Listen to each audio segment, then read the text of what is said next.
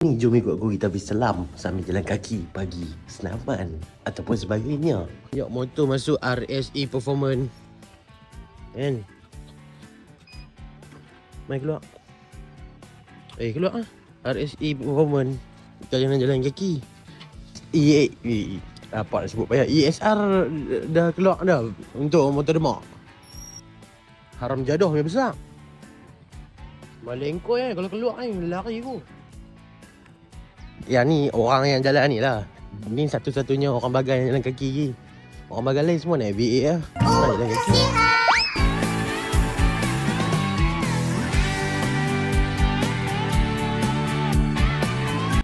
Sungguh indah kan?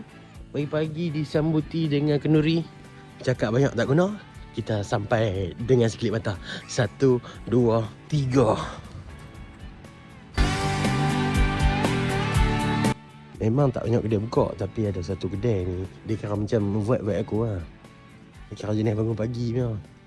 Okay, video kita cancel. Kedai tak buka.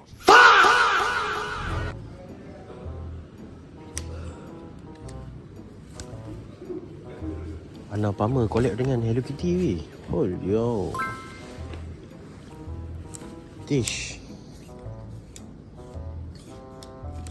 Vintage. CSG. Timber. Vintage. Wakrai weh. Haka Wakrai.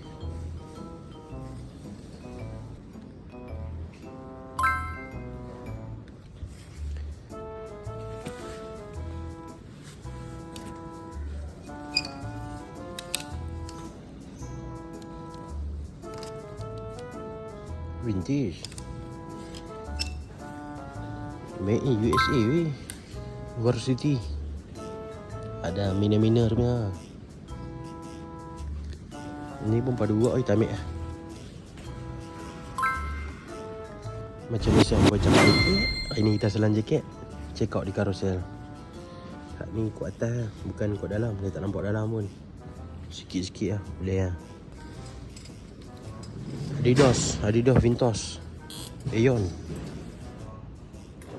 Prado. Pink Sweetie.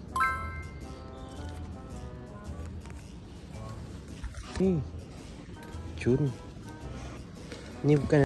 Terima kasih menang layan video ni. Jangan lupa follow, like and share. Lepas tu beli. CapCut tak bayar lagi. Tak boleh edit video lagi. CapCut kena bayar baru boleh edit video.